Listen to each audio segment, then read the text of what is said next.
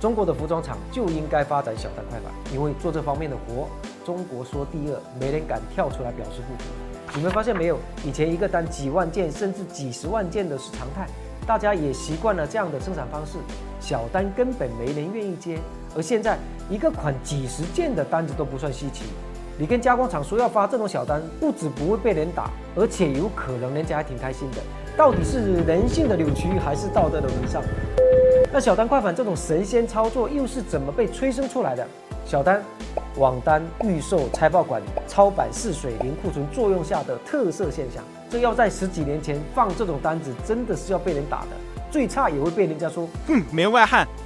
而快反要感谢像西音这样的快时尚品牌，做爆款、短周期、随时加单的运营模式啊，加上一开始的帮扶带，让一大帮供应链厂家学会了如何通宵赶工，如何组织物料和生产调度，如何数据化的精细管理，如何一件流，如何四季装分飞流。